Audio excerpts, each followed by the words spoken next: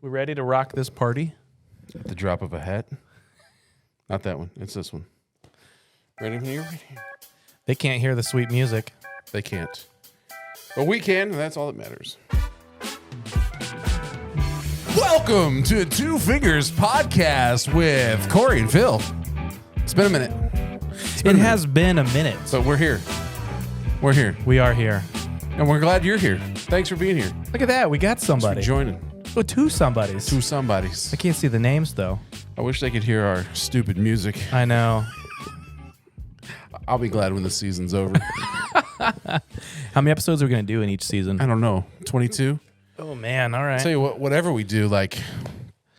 Yeah, 22. I don't know what I'm going to do with what we're going to do for real intro music. But we'll figure something out. You're going to love this music by the time we're done. We're just going to keep it. Yeah, that's probably right. That is probably true. For those watching on live, how would you describe this music? How would I describe How would you describe this music? it feels like a mid to late 90s church like opening with the trumpets and the horn section. And I was going a completely different direction. yeah, well, you can. Well, how would you describe it? Yeah. The only reason I said it is because I was part of those late 90s church bands. Yeah. I was thinking like cheesy Starsky and Hutch, intro music. Yeah. What is that, late or early 80s? Is it? I don't know when it came out, but it's like that Dragnet kind of, wasn't it? Yeah, you're The detectives. old school, stereotypical like porn riff. Yeah. Yeah, kind of. So late 90s church music, aka porn riff. Is that what you just said? I think so. Yeah, I think we did. I've never seen any. I have never seen any of it. Okay. Well, here we are. We're back. These glasses are gonna fog We are up. back. Yeah, so it's been 2 weeks, but we've been dropping episodes on the regular. So thank you so much, all three of you, for tuning in and following this diatribe of randomness. Yeah. Right. The randomness. So here's the thing. I guess it doesn't really matter yet that it's been 2 weeks since we've sat down and recorded a show because we haven't technically. Maybe you don't. I don't know podcast etiquette because this is the first show I've ever really done consistently. Yeah. But I don't know if you say that like by the time that this airs, it'll be consistent. Yeah. So I'm all for showing the fourth wall and not being etiquetable. I'm with that as well. And so, look, if you are thinking about doing a podcast, you're kind of watching one unfold right here with us. Absolutely. Yeah. Can we see your face? We can't see your face. That's good. That's good. Just barely. I'm behind the buttons for stickers and I can see them right there. There's my hi everyone. Look at that. So I think I see Cheryl and Timmy. Susan, maybe. Give some thumbs up. Is that right? Christian. They're tiny words. And I got like 18-15 vision, but those are tiny words. That phone is really far away from us right now. I couldn't do the wide angle shot. Oh, we dropped down to one viewer. No one cares. Someone said, no, I can't do this. Yeah. Can't do this. So what are we going to talk about today? I don't even know, but it's been a day. It's been a few weeks. It's been the last few weeks have been a little... I was trying the right word to say, maybe. It's been pressing, been busy. They have been busy. There's been ups and downs. I don't know what to even. So we did a quick spot. So if you guys don't know, we have our little short, like 3 minute, 5 minute max. 3 to 5. Yeah, a little quick spot, kind of TikTok, YouTube short, Instagram reel type things where we'll both be, since we work in the same studio space, his office is behind mine, one of us will yell, quick spot, and we have to get up and go. Those have been fun. Those have been fun. It's been a nice break. Right. Just a mental break to all right, I need to just dump my brain out. So if I have a topic, I'll be like, quick spot. He's like, okay. He has no idea what I'm going to say until we do it. And it's a lot of fun. Oh, now we're getting a lot of people there. Hello, everybody. How's it going? I have to yell, hello, everybody. Hello. Because you're not on this mic setup. So I've had some thoughts there. We've done some fun quick spots. So if you haven't seen those yet, go follow those. They're a lot of fun. But it's been, so we've talked about some of these, trying things, stretching things, stressful Perseverance was one of our perseverance. Yeah, I had a follow up to that. Oh, so when you're bored at work, what do you do? Because today I'll back this up a little bit here. Back that truck up. I was trying to just do a ton of work, and I hadn't eaten yet, but it was only like 1:00, which is kind of typical for me. And I'm trying, I'm pushing through. I'm trying to get my work done, but my brain is just like off. And so I realized, all right, I need to go do something else. I just need to go have some fun for a minute, even if it's like 5 minutes. I just need to go and just kind of reset the breaker, so to speak. Yeah. And that's something I do when I'm bored or I just can't focus or things just aren't clicking creatively. Yeah. I stop trying to do this that's not working. Yep. Go do something else, get recharged somehow, or spend energy, or walk around, get a drink, whatever, and come back. And that worked. That worked really well. So what do you do when you're bored or just, your pistons aren't firing? Right. So it depends. Sometimes I'll jump on a social platform and see if there's any new and exciting, things I haven't tried yet, as far as like different styles of content or whatever, something like that. But sometimes I just got to get out of the office for a minute. Like, I find if I just get up, same kind of thing, just walk around, go outside and get some fresh air in my lungs. Like, that goes a long way, a lot. And so, I do that. Probably, those couple things are probably, if I can figure out how to just check out mentally for 5 minutes or something. A lot of times I feel like it's a pretty good reset. Yeah. Have you heard of the Pomodoro Technique? No. Okay. I know some of you have. And so the Pomodoro Technique is where you will set your timer. People use like an egg timer, or I think it's a tomato timer for cooking tomatoes is where they started with. If I remember right, I don't remember the exact numbers. You guys are going to freak out in the chat. It's below. But it's like 60-minute chunks. So you work for like 45 minutes and you take a 15-minute break doing something else. Yeah. So you could be editing photos and then you do emails for 15 minutes. Or it could be editing photos and you go walk around the building for 15 minutes and then you come back. So it's like a 60-minute cycle, but it's a 45-15. Yeah. And you just keep, because you can't focus that long on something and do it well. Sure. So the idea of breaking it into chunks and doing bite-sized things, cook your Pomodoro, that was a really cool thing that I did back in the day. You could do a little journal. So you write down what you did for those little chunks. And you can do 15, 15, 15, and then a 15 break. I'm going to do emails. I'm going to answer texts. I'm going to do this. I'm going to go do this. And so, or you could do the whole thing. So it just depends on what the task is. But that was a good thing for a while. Yeah, that's good. I've also tried to just have a consistent structure to my day. Yeah. And I just started this, I don't know, the regiment, if you will call it that. Yeah. Probably just a month or so ago, and really tried to stick to it just because of where I'm at right now with how much content I'm editing and things of that nature. I had to, or else I would fall behind. And so it's actual literal 1 to 2 hour chunks of my day. Yeah. And I have specific things listed within that hour or two that I'm doing pretty much consistently every day. Yep. And so that has actually, I hadn't thought about it till you brought this up though. Yeah. That's helped me with not feeling like I don't know, not all the pistons are firing. Not all the time. Yeah, because you've got it scheduled out. Right. And so you don't have to, every moment you don't have to go, all right, what am I going to do next? Right. And you have to recalculate all the things, go through the laundry list. Yep. Now you can just go, it's email time. Right. Click into email mode. That's right. You think of it. So I do that with my clothes. I figure out what I'm going to wear the night before, and I stick them on my dresser because I get up way earlier than my wife, and I don't want to turn the lights on. And we don't have a bathroom connected to our room. It's right in the hall. Sure. And so I'll grab those clothes.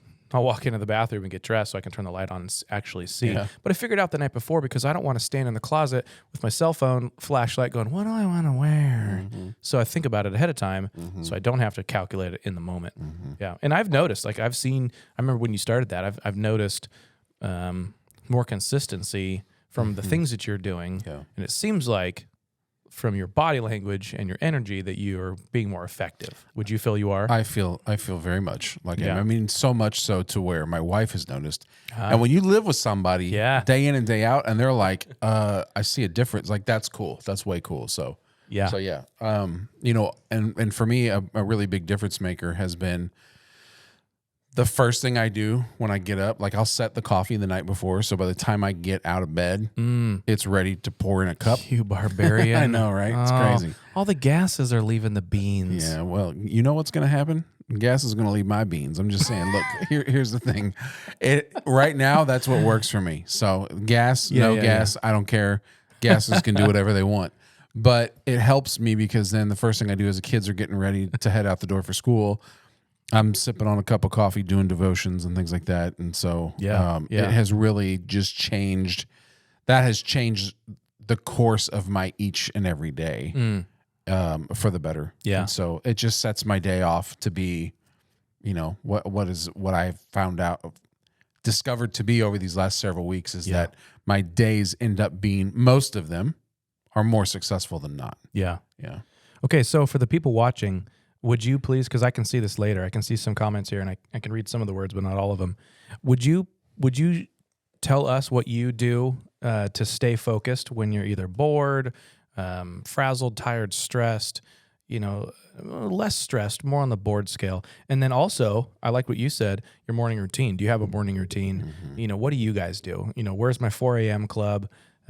Whereas you were just talking to Kaleena, and she is up early often. She's up early. Dustin, you're always up. And that's a woman that gets stuff done, bro. She does. Yeah, she gets it done. Yeah. Well, I mean, when you're in the military, you know, and you're a badass, for real, and you just keep being that. That's her way of life. Yeah. That's right. So yeah, I want to hear, like, what do you do? Like, what's your morning routine? What do you do to break up the monotony so you can stay fresh? Whether you're an employee, you know, somewhere, do you go around and just say hi to a few people if you're an extrovert? Do you get away and hide if you're an introvert and get some refresh time, you know, in the break room? I think so. It was something I learned early on, and I haven't talked a lot about this on the show. But my life prior to what I'm doing now, I was running drugs. Yeah, right. You know. Yeah. Anyway, I was going to say something about he was a mule. Yeah. Down in El Paso. My name is Philip. That it was close. I was a full-time pastor. Yeah, so close, kind of the same thing. You were running the word. Yeah, right. But what I learned was it was actually taught first. I was hey, this is an idea. You should probably implement this into your weekly schedule. Is just because in full-time ministry, I mean, we're running 90 to nothing all the time is what it feels like. There's always something to do. There's always somebody to be with or console or pray for. You can always serve more. Right, 100%. And and I'm not saying there's anything necessarily bad with that. But so then what you have to do is you have to build into your week intentional times of I'm going to veg out. My wife and I were just talking about this. Yeah. Sabbatical. Yeah, right. Most pastors get sabbaticals every 7 years or so? It just 5 years. Depends on where you're at. So 5 years, 7 years, something like that. You get like 6 months off so you can go get refreshed, because that's a lot of work. It you is. Know? And it's mental and emotional. Yeah. You know what I'm saying? It's not just, well, I get up and I go to work and I do things, but the mental, emotional, spiritual aspect of it can really drain you. I mean, I used to preach every week, you know, prepare a sermon and then preach. And I'll tell you what, man, preaching a 45-minute sermon is almost, I heard somebody say one time, it's like equivalent to working an 8-hour day. Like, it takes it out of you, dude. It really does. Well, yeah. You're doing 2 or 3 services. Mm-hmm. Yeah. Yeah. Yep. So we were talking about, specifically my wife and I, about how the lay people, you know, the volunteers, right. You know, the door greeters, the children's parking lot, daycare, all that stuff. Kids, youth. Usually they don't take sabbaticals. Mm-hmm. They serve for years, and after a while they're just burnt out. Right. You know, I was like, man, and I started thinking about just personal life, right? Mm-hmm. Like, we take a vacation, you know, hopefully, you know, once or twice a year, but that's 3 days to a couple weeks. Right. Like, and a lot of times you get on a vacation, it feels like more work. And you need a vacation from your vacation. When you come back, like, oh my gosh. Yeah. So I was like, man, what would it look like to try to set up your life. And I know that it's hard, mostly just because of finances. Sure. But then if your finances are great and you're a business owner or something, right. leaving your business because you're the decision maker, the person, right? Yeah. Have you set up your life to where you can disappear for 2 months, 3 months, and get refreshed? Yeah. Work on some you time and some family time. Write that book that's been rolling around in your head. Right. Those kind of things. Yeah. So like most people don't even have that ability, or they don't even think about that. Right. And so since you don't think about it, they think they don't have the ability, and so they don't then make that happen. Yeah. And I've not even gotten to that stage, even though that's something that I want. Yeah. I'll love to be able to take my kids to Greece and go see all the history and stuff for a month. Like, that'd be sweet. And when you come back, it's like you weren't even gone. Yeah, it'd be great. It'd be great. The world's not on fire over here. Yeah, for real. For real. That'd be awesome. Yeah. All right. What's the longest vacation you've ever taken? What's the longest vacation you've ever taken? I don't know if you guys can hear us or not. I would have to assume on the live feed that they can still hear us. It's just sitting right here talking, right? It's not too bad. We're probably on the quiet side. Yeah, maybe, but those phones are pretty good at picking Put it in caps. Are we good, loud, or quiet? I'm going to yell at you like an old person. I'm waiting. Yeah. Type it. What does that say? You can't even, it doesn't even matter. Quiet? Your eyes are so bad, you can't even read it. I don't know. You'll have to look at it later. We'll have to look at it later. This is an experiment. This is an experiment. We'll do it better next time. Sorry, everybody. Sorry, everyone that's watching us live. We're going to turn this off midway, too. You're not going to see the whole episode because we want you to go to the actual YouTubes and where our podcast is and watch the rest of it. Yeah, that's right.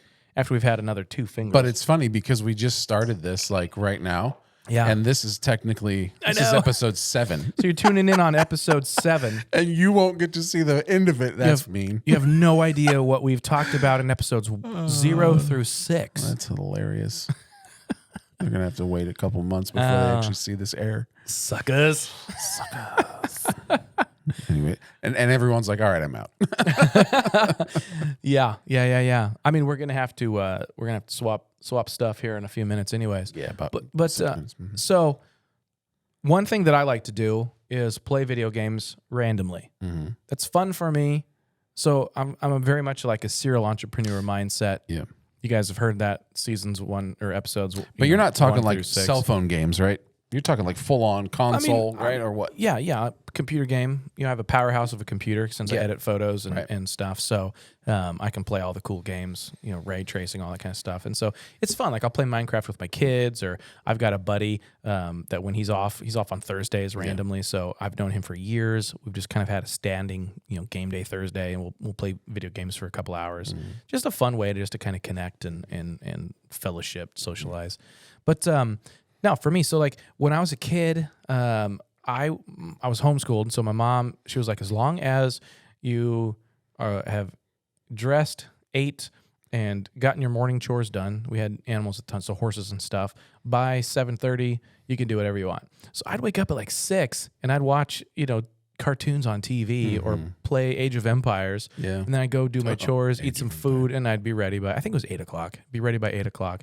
And start school. Yeah. So I liked starting my day off right with having some fun. Right. And then getting into work. Sure. And I still kind of do that from time to time. Yeah. Like, I'll still, scroll Facebook early on, or play a video game, or, watch some YouTube videos about real estate, this or that, investments and whatnot. Right. And then I'll look at my emails. Yeah. And because I get up easily or early. I get up naturally early. And so I don't want to start like reading emails at like 5:30 or 6 o'clock. Like, I don't know. I just feel like that just kind of mucks me up. Even though I love what I do, I don't want to start doing tasks that early. I want to, read my Bible. I want to read a book. I want to write some of the book that I'm writing. I want to do some of those fun things. What about you? Like, are you a morning person? Are you an evening person?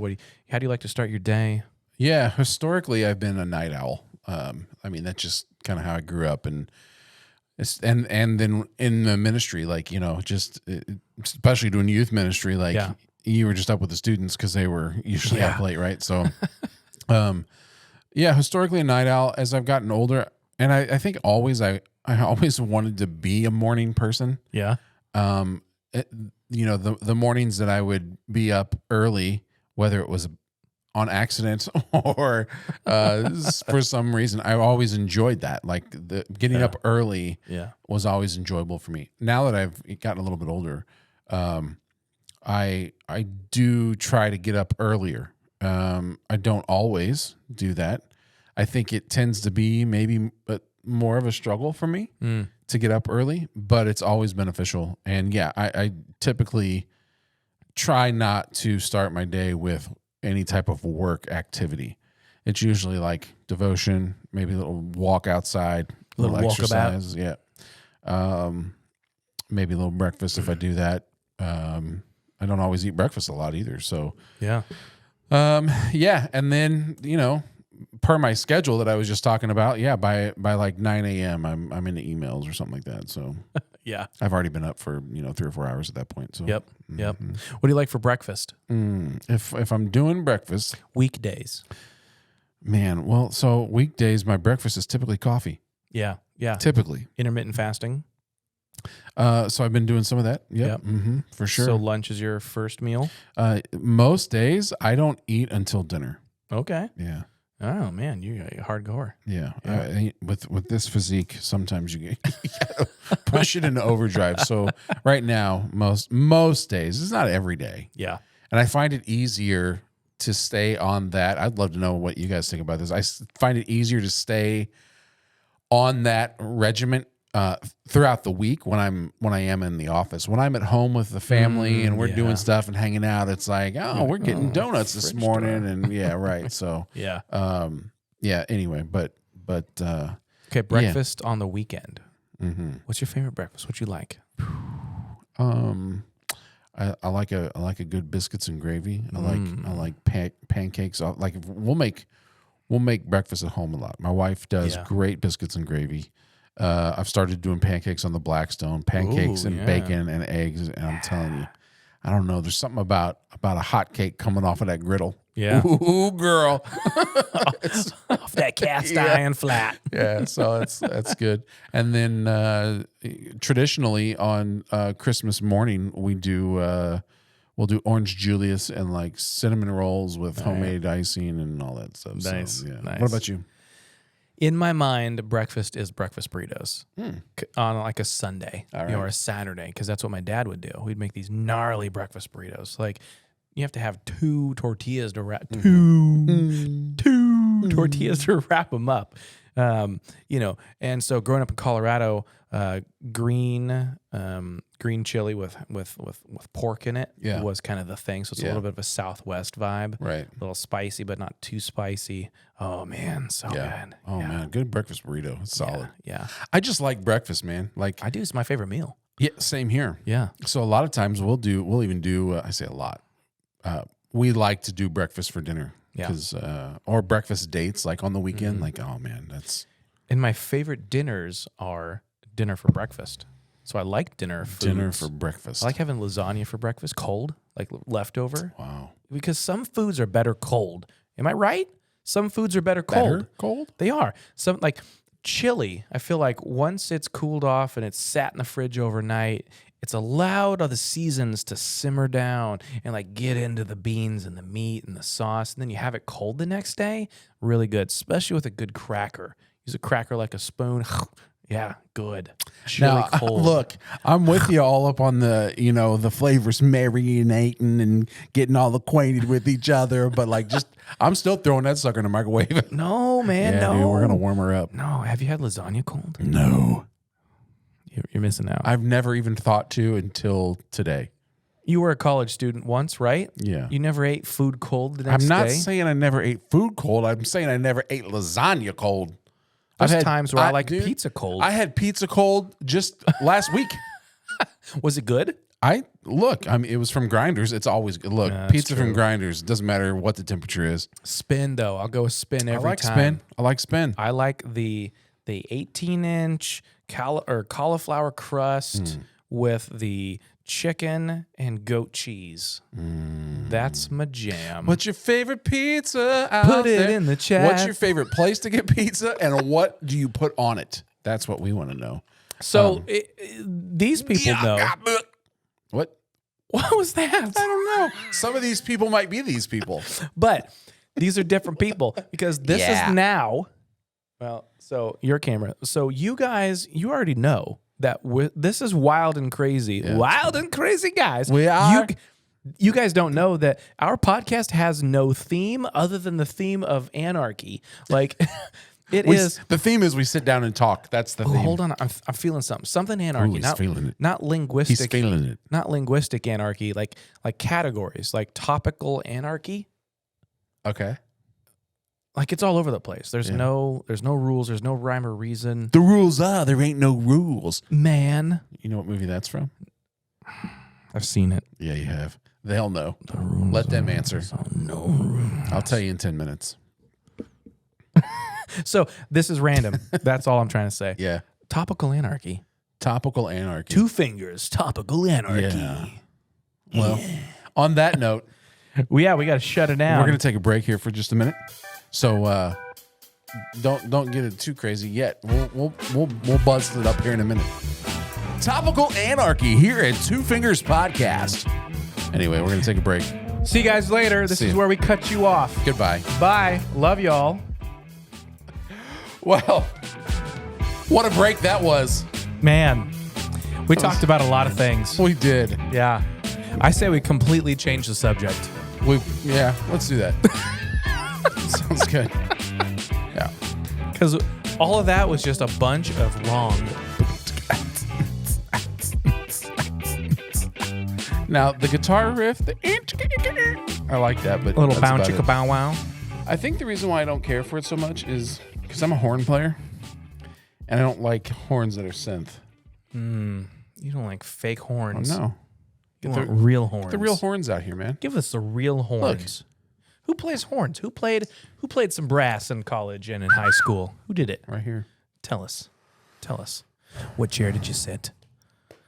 You've already told us. I want to hear from them. Yeah. Did you play in band? Did you play in orchestra? What'd you do? I did not. Well, okay. The trumpet section, the horniest section in the whole band.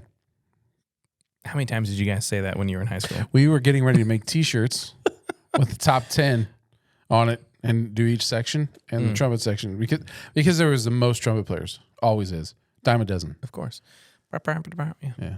Dime a dozen. Everybody wants to play trumpet. Why is that? I don't have any idea. Is it easy? You got 3 buttons. Buttons. Yeah. 3 buttons. 3 buttons. Is that it? Is that why? Yeah. Why is everybody trumpet? Well, first they're called valves. I think saxophone would be the cooler one. Saxophone. I want to play a little Bill Clinton music. I don't know what's harder because I haven't played them all. I would say trombone. Because you don't know where Slide it is. Position, yeah, but it's called muscle memory. You get to where it's like there it is. Yeah. And you hear it too. You're like, oh, I'm a little flat, a little sharp, a little. Yeah. Sax has a lot of buttons. I'm going to piss him off. Buttons. My daughter is. I didn't play sax. You can call them buttons. My daughter's a clarinet player, and Grandpa bought her a sax. I don't know which one yet. Tenor, bass, whatever. I don't know. She likes it, but she's nervous. She wants to play sax in band. 6th grade, So she's done a year of clarinet. Now she's in a year and a half, I guess. But she's thinking about it. She's good at it. Yeah. I made her really mad. I ate my mic right there. I made her really mad. You weren't 2 fingers there. I was not. I was a negative finger. My finger was in it right there. And so she brought the sax, or she brought the clarinet home. Yeah. Oh, the slider's down. No one can hear it. I can hit whatever I want. No one gives a crap. You're going to like that later when you edit this. That's what I'm going for. So she brought the clarinet home. I picked it up because I've got some tin whistle experience. The old tin whistle. The old penny whistle. Yeah. And I just picked it up and I'm like... And I was like, how do you do this? And she's like, Dad, come on. I've been trained. I was like, hold on. And I start like just going to town. I was fingering that thing. It was crazy. Nice. And she was very mad at me because I started playing songs that I knew. And she's like, how do you do that? Because you're a penny whistle master. They call me Mr. Tin. Yeah, they do. Mr. Tinny, Mr. Penny. I'm so sorry. This break Has broke done us. in. It broke us. It broke us. Yeah. But it's on par with our show because nothing makes sense around here. It is. What topics do you guys want us to cover? Yeah. What do you think they're going to say? All three of our subscribers, what do you guys want us to cover? You keep speaking that over Business? us. We only have 3 subscribers. I'm hoping we do. I'm hoping that we get to those have 3 big numbers. Giant. Triple numbers. Yeah. Business, personal, music, movies, games, Jesus, conspiracy theories, gardening. Okay, we haven't talked about gardening yet, so let's go there. Let's do it. All right. Well, thank you. Gardening. Here we go. Do you garden? I don't. No. No, I don't Ever? really like it. Have you ever gardened? I have. Have you? Tell me. Tell me about it. I've pulled weeds. That's not gardening. It's part of it. It is part of gardening, but pulling weeds does not make you a gardener. I didn't say I was a gardener. You said, have I done gardening? It's involved in gardening. I've pulled weeds. I have planted plants and trees. I disagree. You've got to pull weeds or you're not going to have a very nice garden. Okay, go ahead. Thank you. Just saying. I've rolled out and laid sod. Yeah. Planted, unplanted, replanted. I Where had did 2 you pull rose weeds? bushes that I think I killed them. I feel like you've done landscaping. Oh. Gardening implies eating the produce. You've raised a plant and ate it. Ate of its seed. I don't know. Sounds like you've pulled weeds in your yard and put some flowers in a hole. So gardening has to include. So all right. So then if I'm not eating, I'm with you. if I'm not eating the vegetable, I'm with you. or fruit or whatever, then it's just called planting. All right. All these people out here are going to say, no, I'm being gardenist. Screw you. Yeah, I'm being a gardenist. Yeah. Stereotypical. So you can have a flower garden, I guess. Yeah. All right. Yeah. Okay. I'm wrong. We had a vegetable garden once. Will you forgive me? I'll consider it. Please. I'm sorry. I was wrong. Will you forgive me? Yeah. Thank you. But you don't like it. It's all right. I mean, I think when I was younger, I hated it. Why did you hate it? There's other things I'd rather do. You don't want dirt on your fingernails. It's hot outside. The thorns poke you. I think just growing up, most of the places we lived in, we rented, and I was like, I don't care. Yeah, not your own place. Yeah.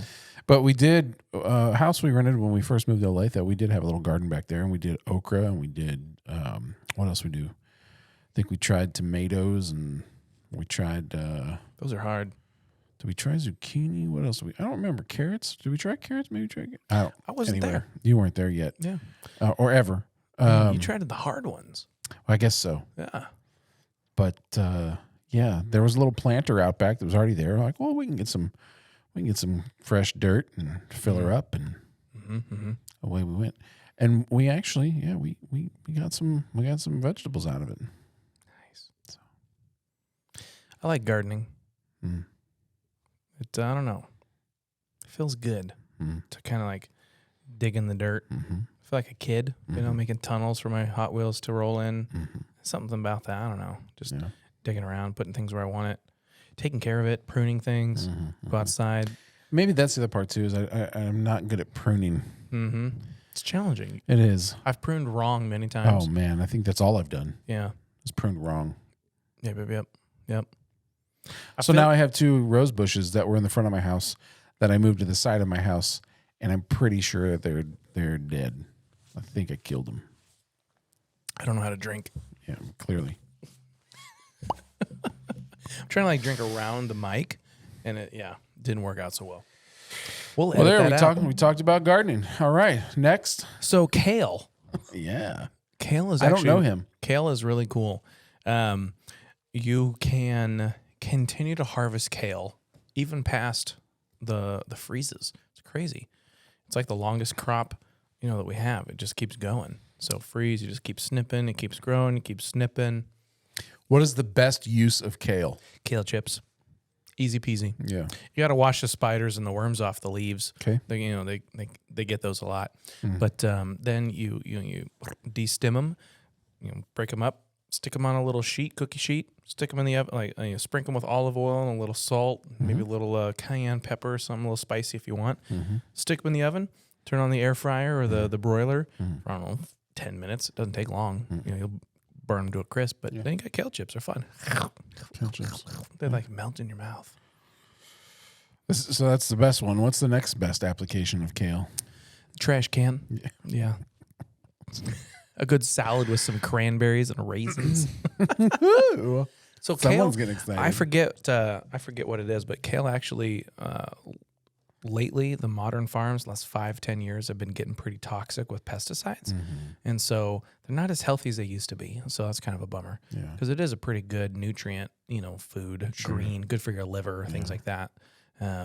But lately, and then organic kale kind of had a trend, and so since so many people wanted to have kale this and kale that, thanks hipsters. They thought they were going to make more money off of kale. Yeah, so they started pesticiding it all to kind of make more profit and make better kale, and now it's just not very good for you. Yeah, so. It's neat. Yeah, it's neat. I heard Gary Brecka talking the other day about I love salt. that guy. He's so good. Dude, he's a genius. The pink Himalayan salt. Yeah, what'd he say? He said most of it's manufactured in places like China now, so don't get it. Yeah, I've heard that. But he said, but you should get another kind of salt. Celtic sea salt? That's it. Yeah. Dude, that stuff is the best. He said replace it with Celtic sea salt. My wife's office sells that stuff. Yeah. It tastes really good. That's what he said. It actually is like a better form of salt. Yeah, you don't have to have as much. It's so good. Yeah. So there you go. Celtic sea salt. Yeah, it's very good. So Gary Brecka, man, that guy.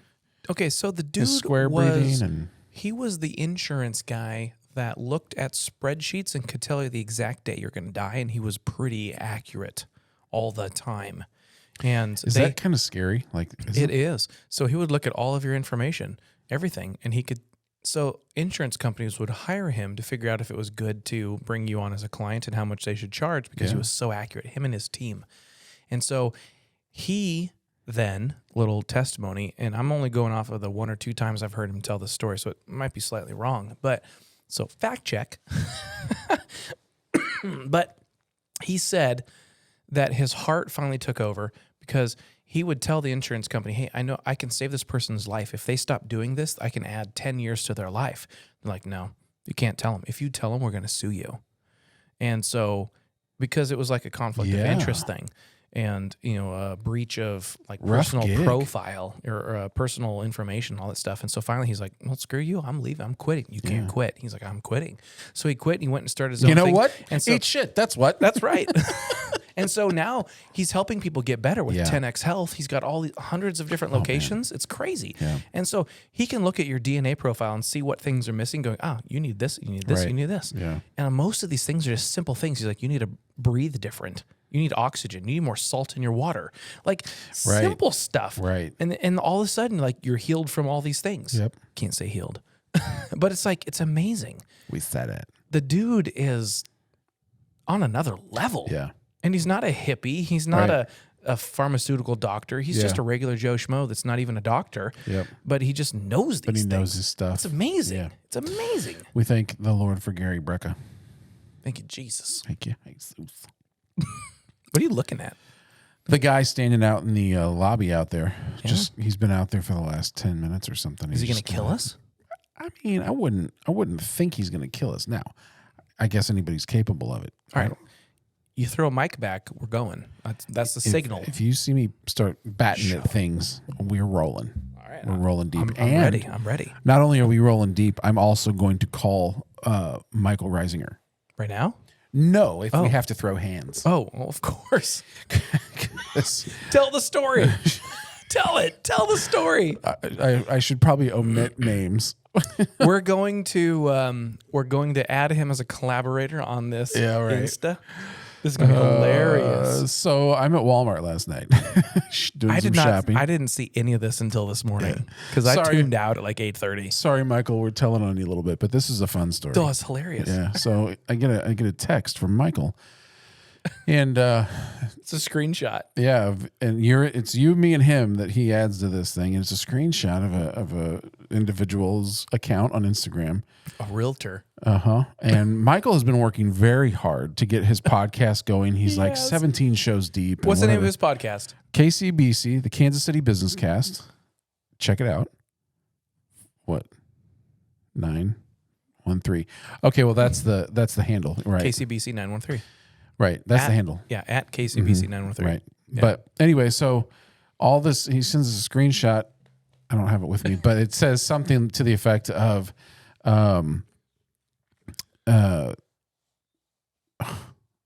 something talking about his Instagram page. No short form videos. Your IG sucks or something like that. Yeah. And that was it. That's it. No short form videos, period. Pretty weak IG. There it is. That's it. And he's like, nice to meet you. Anything else or are you done? I love that. Anything else or are you done? Love it. Well, so he's like, do you know this individual? Because man, he's already talking smack and like because he saw that you and I were like connected, like followed, whatever. Yeah. He's like, what's going on? And so I was like, I don't know this guy. Like, know him. Like I've seen his stuff. And finally, Michael figures out the name of the guy, which we'll admit. Or omit for now. Omit. And then you guys are kind of going back and forth. Maybe he was hacked. Maybe he's drunk. And that's what I finally, Michael was like, well, maybe he's drunk. And I said, well, there's a chance. Maybe he was just hacked. Maybe he got hacked. Yep. So he sends another couple screenshots, I think. And then finally he goes, well, Phil, you get the win for this one. Yep. He was hacked. And he sends us a screenshot of the guy going, I'm so sorry. You're right. Yeah, I got hacked. This sent out to a bunch of people talking shit on all these accounts. So super embarrassing. Now I've got to go through and apologize. Yeah. The funny thing is, as that whole thing played out, and then I was laying in bed last night going back and just rereading that, I was literally laughing out loud because Michael was ready to throw hands. He was ready to beat somebody down, and it was so funny. And then he's like, play? Let's go. Yeah, right. Let's go. That's so Michael, and it's so great. And he's like, man, I need to work on, not getting so or whatever. It was funny. But then he's like, hey, I'll He complimented you for being the man of peace when he was about ready what he said. to punch someone be out. the man of peace tonight. So funny. And then he's like, hey, let me know when you're available. I'll buy you a coffee. Michael said that to the guy. Yeah, and he's like, yeah, call me up or whatever. So I'm sure it's more funny to us than them. But so we saw a Family Guy meme recently where these two guys are making this joke, and like one guy's like, oh, the joke's long in the nose, and it pans over to a horse, and he's like, what the what the F? And so he's like, that's racist or stereotypical or whatever, as they go back and forth. I think he was telling a horse joke. Isn't that what it was? He was telling a horse joke. Why the long face? Why the long face? And it pans over. There's a horse sitting in the other corner of the bar. This is the face I was growing up with, or whatever, or born with. So like finally at the end, he's like, you know what? Guess what? Eat shit. That's what. All the guys are like, oh. So that was kind of the tone. Yeah, it was. Like your IG sucks. You know what? Eat shit. That's what. And that's what I was like, look, if it would have been me, that's what I would have said. So, it's so funny. Hopefully my kids don't listen to this. They will all, I'm sure, all the kids and my mother-in-law and all that stuff. That'll be great. Right? Yeah. So anyway, that was a fun little story. Oh, man. But it's fun having friends that will go to war when war is needed. Well, and that's what I texted him. I was like, I'm just sitting here laughing at this, but honestly, like, if anything ever goes down, Michael, you're the first person I'm calling because I know you got my back on stuff. So he's like, word, you know it. The neighborhood's burning. I need you. Yeah, right. Yep. So what was that? What was that movie? Matt Damon and or was it? No, was it? I don't remember. He's like, he just busts in the room. He's like, we're going to go hurt some people and you can't ask me any questions and we're never going to talk about this again. Mm-hmm. I'm going to ask you a favor. We're going to hurt some people. We're never going to ask you again or whatever. And then, the guy just sitting there listening, he's like, whose car are we going to take? Yeah. It's like you need that kind of a friend at certain times, Right. Like no matter what's about to happen, we may kill somebody. It's going to go down. Going to be real. But it's like, so we're both business owners. We're both entrepreneurs. And there are times where it's very tough, Yeah. Like 57 minutes ago. Mm-hmm. And, when you can call on somebody and have somebody that close to you as a friend and say, I need this. Right. And your friend's like, I'm there. Yeah, right. I'm there. No questions 10 asked. minutes ago. What do you need? Let's go. You know, like, it's nice knowing that there's somebody in your court. Right. So, yeah. For sure. Yep. And if you don't have somebody like that, I guess I would. What would you say to somebody that doesn't have somebody in their court? I guess I would encourage you to try and connect a little more. That's tough. You know, your circles might not be the best to connect with. Every situation is a little different, but you might need to hang out with some different people. Maybe. You know, like if you don't already know these are my people, right? You might need some different people. Yeah. I think that's because it might be them. The reason why I keep saying it's tough is I've been in that kind of a situation before. Same. Where I feel like if I had something go down right now, like or really need something, I don't mean like I need a fight, but even a life situation that's tough. Tough situations. Like who can I really talk to right now? Yeah. And it's not because I haven't tried. Yeah. And it's not because I'm not trying to put myself in the right circles or whatever. But whatever the case may be, it just hasn't. So I don't know the answer to that. When I was in a situation like that, the fault was me. Like I was not the kind of person that reached out to. Sure. So that's absolutely can be the case. And there might be situations where you're fine, and it might be the people you're hanging around are just junk. You know, they're immature, they're whatever. Right. But what do they say, that you are the average of the 5 people you hang out with? The most, yeah. You know, and that's kind of interesting. And then the other saying that goes with that: you show me your friends, I'll show you your future. Yeah. Yeah. Are you hanging out with people that are ahead of you on your journey? Mm-hmm. And that could be a lot of things. That could be monetary. That could be spiritual. That could be maturity. Yeah. It could be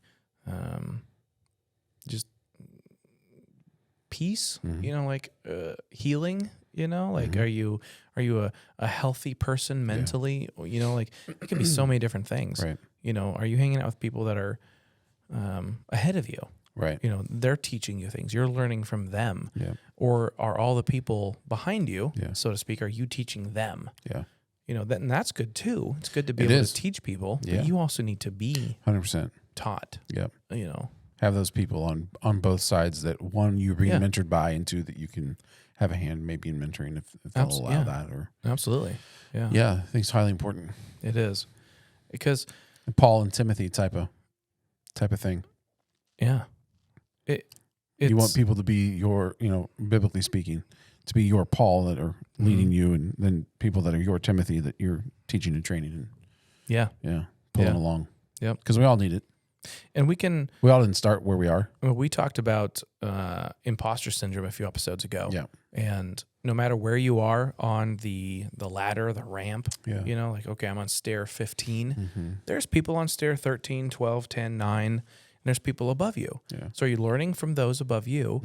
And then you're like, oh, yeah. And then you're passing that wisdom down to the next people.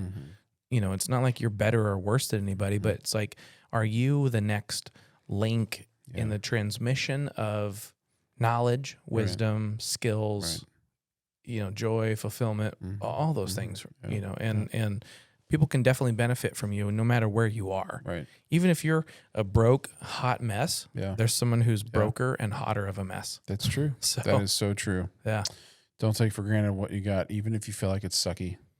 The other thing that I've been really trying to learn through and work through, again, I feel like I every now and again I have to process through this, but is to be thankful, give thanks in all things. Right. I know how to live with plenty, and I know how to live with lack, and finding the art, the balance, the grace to do that has changed. I'm not saying I'm perfect at it, but just being mindful of it and really trying to be thankful even when I feel like things are sucky. And that's hard sometimes. But I truly believe, it's no secret on this show that I have a relationship with Jesus Christ, and so I think that I'm trying more now than I have in recent years to live by my praise as a weapon. And sometimes that's all you get is worshiping the Lord and saying thanks, even when it's hard to say thanks. So I agree. That was a good one. That was. So thanks again for tuning in. Two Fingers, Cory, Phil. What do we got for him on the outplay? Anything? So I was thinking we were going to do another part. Oh, well, then stick around. This is just a break. We'll see in a minute. All right, just like that, we're back. Just like that. What's up? What's up? Just reading some texts. Texticles. So, yeah, we kind of ended that on a Jesus-y type note. True, we did. Who is Jesus to you? And don't hold back. Where do I want to be right now? What's that? It's just you and I. Yeah, right. It's just you and I. So many things, Cory. So many things. First and foremost, he's the savior of my soul, and that alone is enough for me. And what that means is that I believe that Jesus, Son of God, born of a virgin.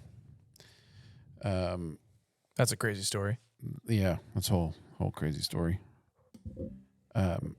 Sacrificed his life to take my sin, that I can spend eternity with him in heaven and don't have to spend eternity in hell, which wasn't made for people anyway.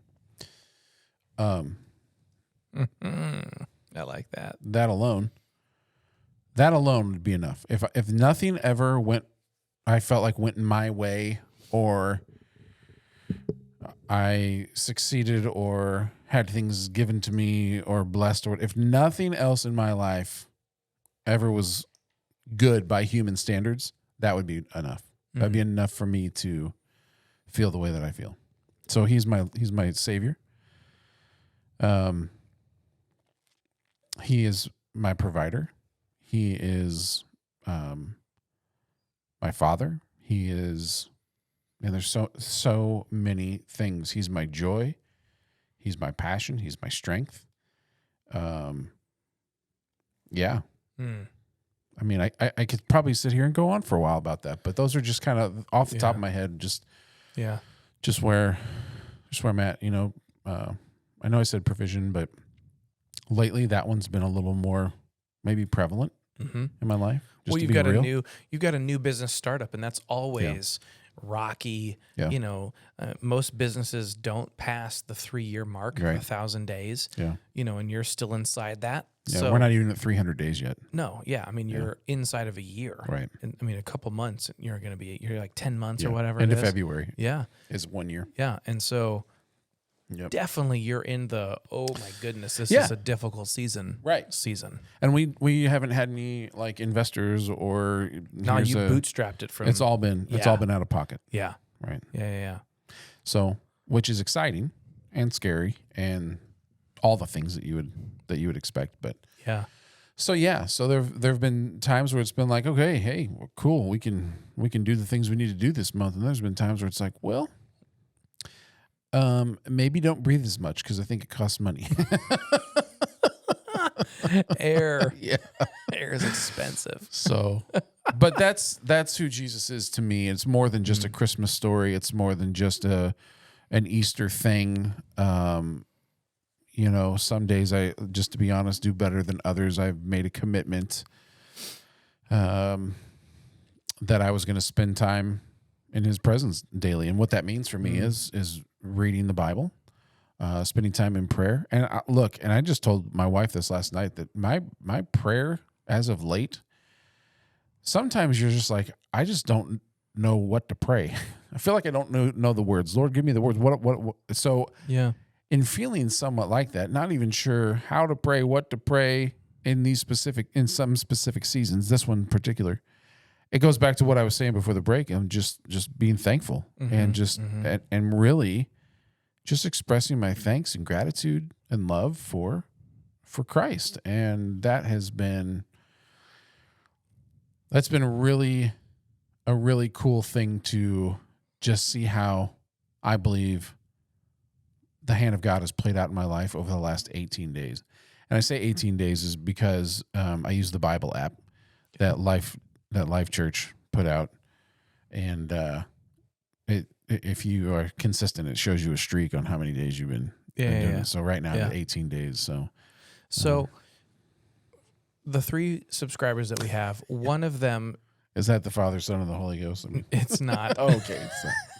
They're not watching. I don't have the demographics of our 3 subscribers, but one of them, this is new to them. They don't like what you're saying. They don't understand what you're saying. So, I know your heart. That's fair. You know, you care about that one subscriber, and what would you say to that person? Like, why? They don't understand. Yeah. So help me understand. Yeah. Why would you follow this ancient, unknown entity, person, identity? Like, why? Why would you devote your life to this person, this mysterious type of person that's one of multiple people? That's kind of weird. Like, why would you devote your life to that person? And what's up with that? So that's a loaded question for sure. Could probably be a whole episode on the answer. But is it emotion? Is it feeling? Is it proof? Right. Is it facts? Is it like what is it for you specifically? So for me, it started out. I was raised in a Christian home, so there was that example that I already had. So you already had the brainwashing. Yeah, I was already brainwashed. Yeah, right, totally. But just even so, growing up in a Christian home and seeing things that I don't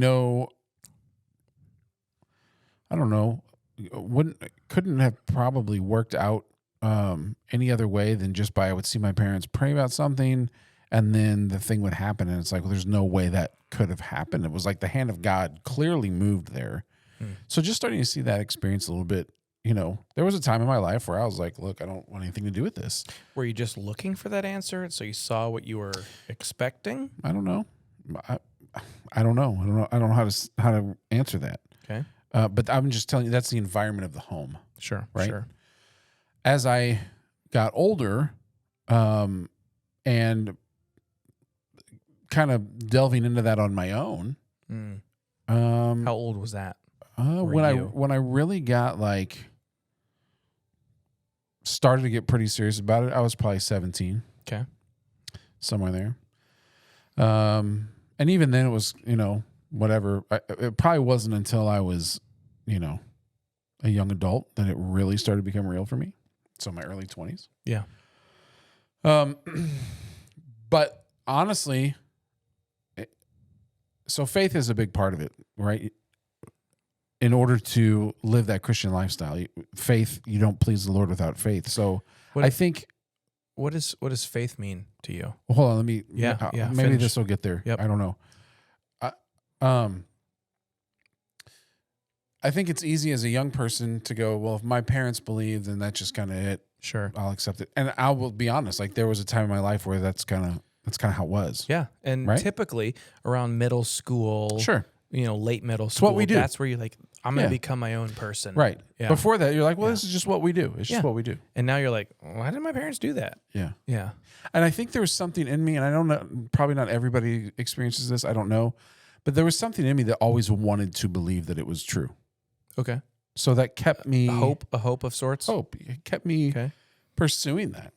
To say that I would, is it something I would want to, I'm looking for the answer in that? I mean, on one hand, yeah. Yeah. Because I have an expectation. I read God's word, and God's word says that I can be expectant of these things because of this is who God says he is. Well, if that's who God says he is, and he's given me these promises, well, I'm gonna pursue him on these promises and see if he shows up or not. You're gonna call him out. Let's call him out, right? Yeah. In a sense, right? Yeah. In a source. And so I think just over the years, I've seen things that it's not always been, well, hey, I don't treat God as a spiritual vending machine. Okay. I ask for something, and then if it shows up, I've been good, and if it doesn't show up, then I've been like, it's not like that. I've heard of Jesus Genie. Yeah, Jesus Genie. He knows better than I do, and so there are things that I may think I want and need that I don't actually. Okay. But just to see things play out over the course of my adult life, things that I don't think I don't know that I could explain away just with human circumstances. Things that happen that are certainly supernatural. And so, when things get hard, there are times when I'm like, all right, Lord, like I've asked the question and processed through as much as possible. If this isn't real, then what am I doing? Right? I don't think God has a problem with you questioning if he is real or not. He can handle it. He's a big boy. Yeah. So I don't know. As I'm saying this, I hope I don't feel it's not coming out like I'm all over the place, but I sort of kind of feel like I am. But I think back to the original question, what would I say to somebody that's listening to me going, you are such an idiot? I guess I would say, why wouldn't you at least just give him a try? I think a lot of people can get really good at going, well, why would I give him a try? Well, I can give you a list of reasons on things I've experienced in my life. Peace that goes beyond all understanding. Yeah. When situations are crazy and emotions could be running high, and maybe they are a little bit, but you have this peace that's like, why am I experiencing the peace in this situation? Yeah. Well, I don't know. It's because when I read the Bible, I know that is a byproduct of a relationship with the Lord. Yeah. Yeah. Right? Yeah. So stuff like that. Yeah. Yeah. I don't know. I guess I know the path that I was on as a young person and the things that I was involving myself in in my life. Yeah. And I have found that the more that I spend time reading the Bible and the more that I spend in what I call the presence of the Lord, right? The more I want to, and the less I want to be involved in things that maybe we shouldn't be involved in. I don't know. Yeah. That might sound absolutely stupid, but that's, Yep. Those are some of the things I would say. I had when Christy and I were engaged, one of the questions that we asked each other was like, who would you be, at your worst, kind of a question. And, coming from a kind of a Christian background, both of us is like, who would you be without Jesus? But really it's like, who would you be at your worst? And I started to think about that, just knowing my natural, I guess, lusts, if you would. Yeah. What are my easy sins? Yeah. And looking at that person in the mirror, that was a moment. Sure. That was a moment to go, that's who I could become if I let myself go. And I don't like that person. Right. But I know that person. Mm-hmm. And I'm glad that person has not become the ruler of my kingdom. Mm-hmm. That I've given my allegiance to something else, not that person. Right. So, yeah, that was kind of an interesting moment. Yeah. For me, I would say I resonate with a lot of what you said. There's a little bit of analytical facts type stuff, in my brain. Sure. I grew up in a Jesus believing home, but my parents were not. My parents were Christians like a year before I was born. So it was not like this traditional family thing that was passed down. Yeah. My dad was a drug addict and a drug dealer, and my mom was all sorts of stuff. Mm-hmm. So they were really the first people to let go of the 60s and the 70s and go, you know what? We don't want that. Yeah. We want freedom from the worldly things. And so they were kind of first generation Christians. And I was really proud of them for that. Yeah. And, they struggled through those things. It's not like, I'm perfect now. Yeah. Like that's a process that takes time. And so as I grew up, I was oblivious to those things. Yeah. But then as I grew older, I can look back and go, oh, okay, I get it, And so my own journey, like yours, was like around middle school-ish, early high school, was figuring out who I am by myself. Yeah. Like, who's the Cory, not the family, not the Finley, but who's the Cory. And so when, while growing up, just seeing certain things and going, that is clearly God. Yeah. There's no way that's not. Right. That's clearly God. And you could argue that, you're looking for that. Mm-hmm. I was never taught to look for that. Mm-hmm. And so I don't see how that logic could fully transpire through the whole story there. Yeah. But then as I got older, getting into high school debate and those kind of things, looking at evidence and facts and sources and having multiple sources for one single fact. Wikipedia wasn't allowed because anybody can manipulate that. Yep. So like learning those kinds of like hardcore analytical journalistic type skills, I really started to like dig into my faith. And the interesting thing about the word faith, Paul, who hated Christians, went out to kill them in his early career, then had a weird, crazy experience, beam of light, all that kind of stuff. It's documented. You can look it up. Paul, who used to be called Saul of Tarsus, you can figure it out. His word for faith was a very interesting word in the Greek, and it was more of a tangible fact. So I have faith. Faith is the assurance of things hoped for. Hebrews 11:1, I believe it is. Yep. Faith is the assurance of things hoped for. That's one of my favorite verses. So faith is the assurance.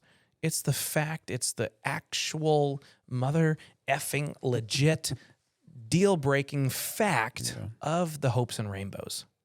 And so faith is the assurance of things hoped for. So I know that this chair is going to hold me up because it's got 4 legs and I see you sitting in one, so I'm going to sit in one. It's the facts. Faith is not just random, like belief. It is truth. It is tangible evidence of what I hope for. Yeah. So the hope for, that's the rainbows and wishes and unicorns. But the faith is actual facts. So people say, oh, you have a faith. Yeah, I do, actually, and it's based on evidence. Right. There's thousands and thousands of archaeological digs that prove the Bible. Not a single one that disproves. Right. So far, not a single one that disproves the Bible. Right. And the ones that have disproved the Bible have then a couple years later proved the Bible because they've found more stuff that dug a little deeper. Right. So those facts are awesome. And then the details of the Bible that we have is exactly the same as the Bible from thousands of years ago. And then they found copies that were hidden from time until some shepherd boy threw a rock and broke some giant jars that had all the scrolls and stuff inside, the Dead Sea Scrolls.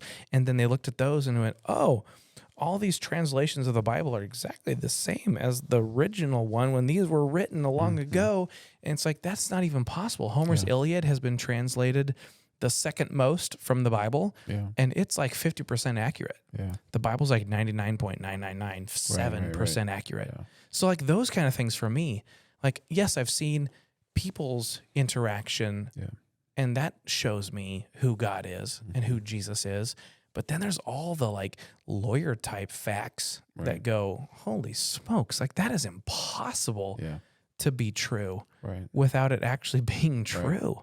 Right. And then there's all this stuff like you were talking about, all heart the prophecies of the Bible and things like that. Yeah, it's crazy. And like I've seen who he's changed me to be, who I am without him. That is an ugly Cory. I mean, I'm going to tell you, that is a nasty Cory. I don't even want to talk to him. That's a bad guy.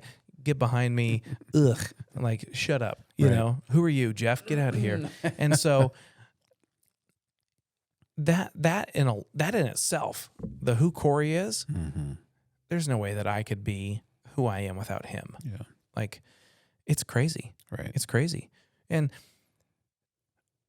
I don't think people understand that they don't have to live in the system of the world and the stress, the chaos. I mean, you see so many people going, oh, the stereotypes and the this and the discrimination. Okay, screw that stuff. Yeah. Like, live in Jesus' world. Yeah. It's a lot nicer over here. Grass is greener on this side. Like, for real. Right. And yeah, I don't even know how to explain it. Yeah. Like, you can't really, how can you explain freedom unless you've experienced freedom? 100%. So 100%. Yeah, that's my, I don't know, 5-10 minute monologue. Oh, that's good. Because both are applicable for sure. Yeah. I mean, they both point to that it's not a fantasy. There was a lawyer that set out to disprove the Bible. Yeah. I will disprove the Bible. His name was Josh. He became a Christian. Yep. Because he couldn't disprove it. Right. Every time he came across a fact, he would hardcore research it. He wrote like 3-4 books. Yeah. They're not really books. They're more like dictionaries. Yeah. They're like encyclopedias, like law journals. Right. Like he's a lawyer, right? And so he set out to totally disprove the Bible. Every single thing is some sort of fact or whatever. Yeah. And he's got sources and it's... I'm reading through this going, oh, holy smokes, this is way too deep for me. You're a nerd and I love it. Hilarious. I used like 5 of his quotes in like debate class and stuff, but there's so many people that when you're like, I'm going to go and prove that Jesus ain't real. Okay, I'm a Christian now because I can't disprove it. Right. There's too many of those. All right, we've got a couple minutes here? Maybe even if that, yeah. We went hard on the religious thing here. We did. Yeah. And there's so much more to even talk about beyond we just that. tipping the toe. Right. In the water. Yeah. Well. So what would you say to the one subscriber? Wrap it up. You're having coffee at Panera with the one subscriber that's like, no, you're wrong. That's stupid. Yeah, I would say this. I can appreciate where they're coming from, right? I can appreciate where you're coming from. But it's along the lines of what you just said. How do you know what freedom is until you've experienced it? What I know is this. The experiences that I've had in Jesus Christ are undeniable to me. And you cannot tell me that they haven't happened, right? Yeah. You cannot tell me that the walk that I am, the path that I'm walking on with him, is not real. It's not happening. Like, you can't tell me that because I've experienced too much. And so for me, it's more than just a feeling. Yeah. It is things I could actually write down and document. So it goes back to why wouldn't you try it? Why wouldn't you try it? Why wouldn't you at least consider a relationship with Christ, knowing if you'll read his word, that we believe in our hearts and confess with our mouth and we say, yes, I believe Jesus is who he says he is. He says that we will become a new creation. And it's happened to me, and I know too many other people that it's happened to just go, I don't buy it.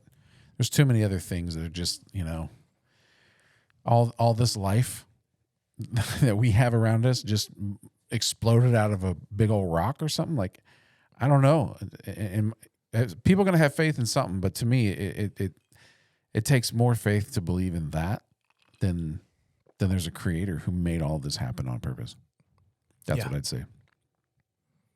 So, yeah, I can appreciate the facts, and I think they're certainly valid. But if something happened where all the documents were wiped from the face of the earth tomorrow, you can't take away my experience. I think that's true. Firsthand experience. Yeah. That's something. Right. Especially when there's corroborating evidence from other firsthand experiences that line up with it, that you had no interaction with those people, and it's the same kind of thing. Yeah. That's definitely right. A hardcore detail. Yeah. Yeah. Well, there may be nuances that are different. If Jesus is who he says he is, the God of the Bible, and he's never changing, then of course we would look at Christ and go, well, that's the same Jesus I know. Yeah. Yeah. It's interesting. I'll wrap up with, and I agree with and align with what you're saying about personal experience. And so to add a second point, I'll continue with the fact-based side of things. Yeah. I'm a big ancestry researcher guy, and I love researching ancestry. Yeah. So when you're researching a family member, let's say it's from the 1500s, when you put that in, you need to see birth certificates, you need to see death certificates, you need to see burial grounds, you need to know who married who and have facts for that. You can't just say that you're related to Mary, Queen of Scots without having some proof, right? Right. And so seeing that and then being able to go super far back, because my great aunt is also an ancestry nerd, and she found our link to lots of people in Europe. And so there's a point where it goes like, oh, that's myth and legend. But then when you see multiple different sources that don't have any relationship to each other, all saying the same thing, that's something. Yeah. If me here in America goes, there's this big bright light that goes this way at this time of day. And then someone from the other side of the world, because there was no cell phones back then, goes, there's this big bright light that goes this way. 5 people say that, you're like, okay, that's some pretty good facts that show that there's this big bright light that goes this way. The one guy didn't make it up. It's actually true. Right. And so doing that in ancestry research and then going, holy crap, that's the same type of facts that prove that the Bible is true? That's something. That is something. People wouldn't do that normally. Yeah. And for me, that's like a big proof of my own personal hopes and rainbows. That's my faith, is the assurance of, is that, this is legit. This is true. It's absolutely impossible for this not to be real. Yeah. That's what I would say. Yeah. It's good. Prove that it's not. Prove it. Prove it's not. Show me. I think that's great. Show me. Yeah. I mean, if you can prove that it's not, I'll believe that I've been believing a freaking cult lie for my entire life. Right. So far, I've not been shown that. Yeah. But if you can, I'm happy to step out. Yeah. Right. So yeah. I don't want to be a stupid guy. Same. Yeah. So, show me it's not real. That's good. Well, that'll do it for another episode. Isn't it interesting that it happens to be episode number 7? Which is the... Oh, he got into some numbers. That's like for that. Another day. But we didn't plan this, really. We were just like, hey, let's talk about this. And there we went. So, snap. Is the earth flat or round? The number of perfection, the holy number, God's number, 7. Oh, here we are. Man. Cheers. I'll drink to that.